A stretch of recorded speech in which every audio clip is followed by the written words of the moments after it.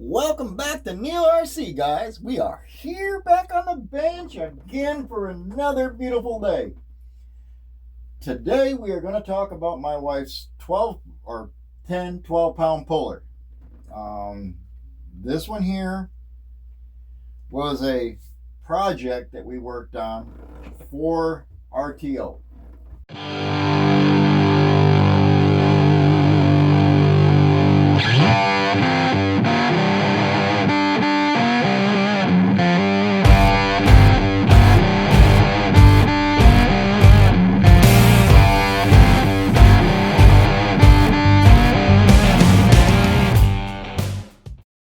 This RTO project was massive. Screaming Beagle, thank you.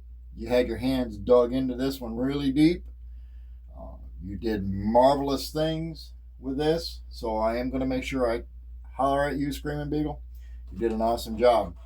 This thing did really well. This last year we didn't do so well because the batteries that we had been using were not performing well. So we're going to have to do some different batteries for this deal.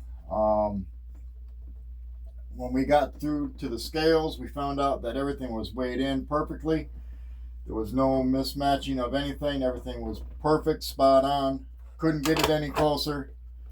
The only thing we had to really worry about at this point in time was getting down the track. And that's where we had some issues with our puller here. It did not want to go down the track, didn't want nothing to do with it.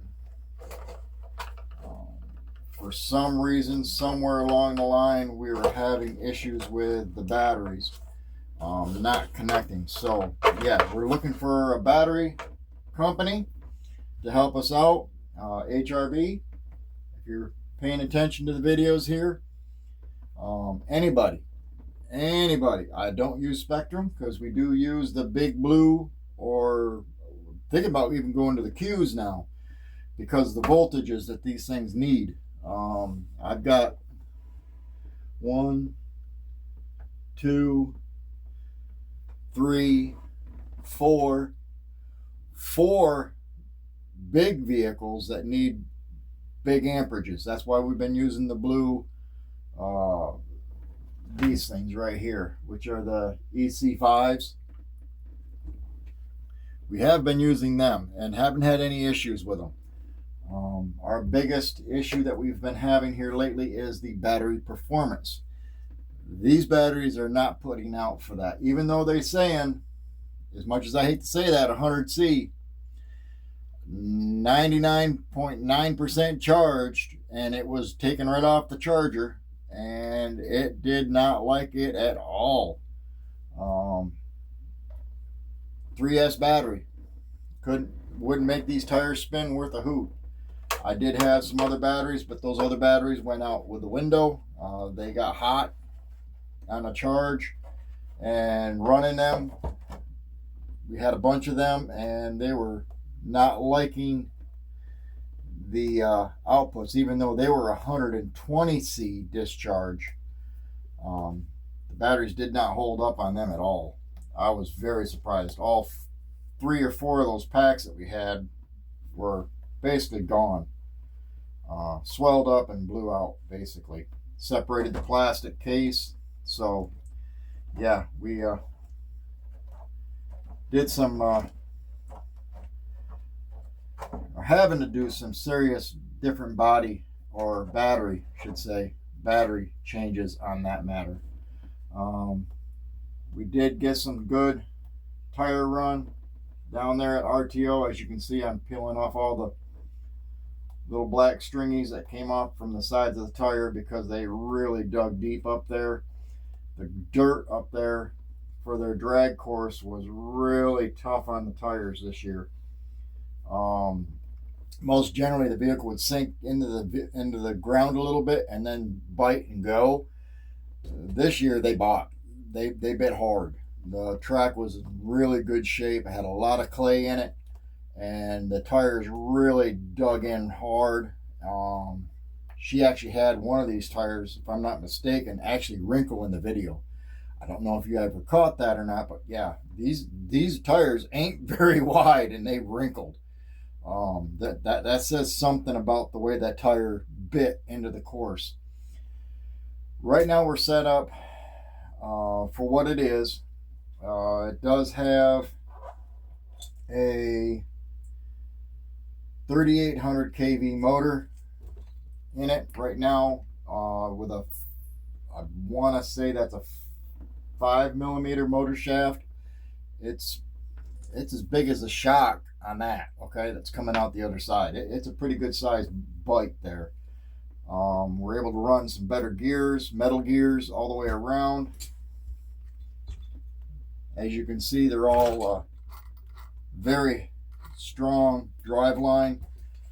We haven't had any problems with the hot racing drive shafts. We left the front with a kind of a steely with a brass dog piece in the middle. We wanted something to break. If anything was going to break, we wanted that front drive shaft to break, because we had other hot racing pieces to put in if we had to get to the next round. That was all cool. She is running the smart firmware from Spectrum ESC, because we are limited to 3S. We can't go over 3S, not on the 12-pound pulling side, so we have to keep it limited to that area. And what better way of doing that is by limiting the ESC to accepted. That way we can't be accused of, well, they're running a bigger battery or hotter battery, or they're running a bigger motor or bigger ESC than what everybody else is running. No, we're very cautious on what we do and how we do it. We're cautious on the gearing selections and how we do things. Our battery goes up on front. 98% of the weight is right here. Literally from here to the front A-arms or the front shock towers. That's where all our weight sits. This year we're taking these back shocks off, and we're going to lock these back this rear end down. This rear end's getting locked out. We're going to grab some of our steering linkages, and we're going to put that in here so we can adjust the steering linkage and get that to set perfect, just like this is right now. The back isn't even supposed to move, ain't even supposed to be allowed to move. The front, on the other hand, has to move. Okay, the front has to move in this class. The front does move, so therefore that works. Simple on and off button, works really great. We've done some work with our steering linkages, and I don't want to show you everything because that gives away what we're doing compared to what everybody else is doing. But yeah, we've done some different modifications to our linkages to get them dropped down low. The lower you can get that area in, the better you are. You just don't want them dragging the ground. Okay, they got to be up off the ground. And when I mean it is feather light in the rear, I mean I can literally bounce that up. I mean it's crazy on how light that rear end is. I mean, there is no weight on that. When we steer with this thing here, it's basically the steering wheel steer, and then we're just hoping that it goes there. Sometimes it takes a couple times backing it up to the sled. Most generally, we just go ahead and we just place it there in front of the sled and then get it lined up and let it go. We'd like to be able to drive it up in there and get it lined up to the sled, but this thing's got a lot of yip when the batteries work well. So yeah, there's that story.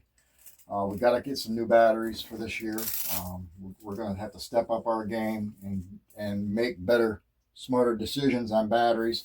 The ESC and motor combination, the transmission that we have is absolutely spot on. The drivetrain itself held out great. There is very little worry about any of that happening, wrongdoing there. The tires are just starting to really break in good. So, I mean, there's that. They're just starting to show their little bit of excuse me, they're a little bit of wear on the tips of the tread here, which is fine, because the older these things get to a certain extent, the better they grip. There is a point of no return, but most generally they grip really, really well. I'm really excited about this next year. We're going to step it up and get doing some better things on it, and hopefully be able to do some better performance later down the road. Other than that, man, we are doing it, loving it. Everything's working out on it. This used to be a Gen 8, I believe it was. It's the one with a thin frame. It's not the horseshoe frame. This is a stamped frame, which is, to my expense, that I've seen so far, a lot stronger. With the proper bracing, proper linkages, this thing is absolutely unstoppable. Frame is still straight, for crying out loud. And we've pulled a lot of weight with this thing, yanked on it really hard, trying to bust it. We are using an eye bolt back here, which is kind of like what you'd use for your hat latches, for your gates and whatnot. I do believe that's 1/4 inch steel. We got it double nutted. It's set for the ride height. And for this particular model, if I'm not mistaken, it was like 3 inch. Yeah, it's right at 2.5. Yeah, 2 5/8 is where we got it set at right now at the hook. 2 5/8. And we can go all the way down, I think it's to 2 inches, and we can go up as high as 3. I don't believe we need to go any higher. It's hooking really good there. We definitely don't need to go down any lower. So we're leaving everything the way that is. We are able to adjust our bottom linkages here in the rear, up and down, depending on how it's biting and whatnot. And this last year, like I said, it wasn't a problem with getting bite. It was a problem with the battery not getting us there. Battery started out great, and it just piddled out 1/4 way down the track. I mean, it just bleh. So yeah, batteries are going to be a big deal. We need batteries. It is still running the Hexfly HX155 servo. It is a red case. That's what we're running up here for steering. It's all we need. We don't need a lot more than that. It's plenty for this thing. Absolutely plenty. And of course, we're still running the EC5s for batteries. So, like I said, we're looking for a battery company. We are definitely looking for a battery company. That front weight right now is sitting somewhere in the ballpark. I want to say it was right about 4.5 pounds worth of weight here in the front. So yeah, there's a little bit of weight there in the front, holding that front end down. Works great with it. We can't put any more weight up here in the front, and just goes to show you, I mean, I can literally make that rear end bounce just by touching with a little bit of pressure. My fingernail's just turning white, from pushing down. It just turns white. It almost don't even turn white. Brushless system, obviously, and Desert Lizard shocks, which these shocks on the back are coming off, and we're putting straight linkages down, steering linkages. That way we can adjust how the tires and everything grabs, and then we can lock them in and be done with it. Real simple. Front end has to have some spring to it, so we got to leave them right where they're at. We do have them upside down on the front because of the way the springs work. When that front end comes up, we want that sucked in, and when the frame does come up, we want that be kept pushed down a little bit so it keeps biting. And that's all there is to that, guys. Not much to it. Like I said, she's got the Jeep Renegade body that she loved with this thing, and that's what she wanted, so that's what she got. Nothing fancy, just what it works. But yeah, that's the next video. Not much really here more to talk about. Aluminum 1/4-inch frame for the weight bar. It's about as realistic as we can get here. Yeah, could we find another way of making a box and making it work and making it look a little more normal? Yeah, we could, but why? This works. And it's right at the right length, right at the right height, everything. And it just clears the front. As you can see here in this part of the video, I can just get my hands up underneath it, which means it works. It's giving me ground clearance and giving her ground clearance, seeing how she's the one that runs it. And yeah, everything works great. Everything works absolutely flawless with this. We just need to find some better batteries. So that's going to be our next big purchase for this year, for next year, or for this coming year for Rock the Ozarks. As far as I know, they're planning on it in September. You've got to go to their Facebook page, Rock the Ozarks, Radioactive Ranch, and get on there, and they'll have that section there. So, Jay, be sure to leave me a comment down below if you watch this, and make sure you leave that information down below in a comment. If you do that, I will pin it to the top so that everybody can see it, because we want to get people there. We had a good group of people there this year. Okay, I'm not complaining, but we need more. We need a lot more. And the only way we're going to get that more is by getting the name out more. And I'm going to do everything I can here this year to help with some of that. I'm not going to be a sponsor to this. Okay, there's no way I can afford that. Okay, I can't even put on an event there. I don't have the people following me here on my YouTube channel to come to these events to put on an event. Okay, so we're just going to let that slide. But yeah, y'all, you're in here? Yeah, you still here? Good. But yeah, that's what this vehicle is about. That's what this week's video is about. It's about the Gladiator. It's my wife's 12-pound puller. She does real good with it. I love it. Runs it on 3S. We just need better batteries. That's the situation to the whole video right there. Still looking for battery sponsors. Still looking for tires and possibly ESC and servo sponsors. So share me out. You know, we got to get the subscriber count up. We're at right now at 164. We need to get that up to 600-700 this year. That's where I'm pushing for. We got to get her up to 600-700. That way things start rolling. Because the more things start rolling, the more stuff that you guys get to watch. Because then we're able to do things with those said projects. And just for those people that are thinking about this, I'm going to be honest with you. I'm not going to talk sweet about something if it ain't working. I want something that works. I want something that runs well. I want batteries that last more than 3 months. Okay? We have batteries here that have been here a lot longer than 3 months. We've got batteries here that we've been using that are over a year old that we're still using and not had a problem with them. But there are certain batteries that we aren't using because they don't work. Okay? We have certain batteries that we use for certain aspects of it, and that's it. So, yeah, there's that storyline. But yeah, we're after sponsors. We got to find some sponsors to help us out with getting some of this stuff.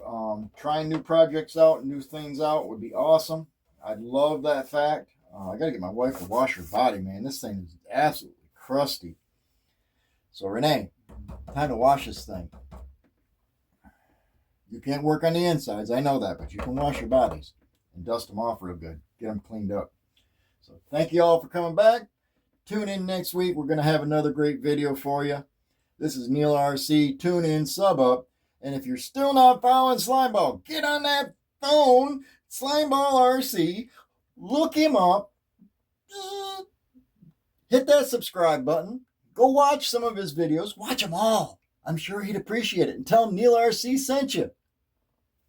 Have a good one, y'all.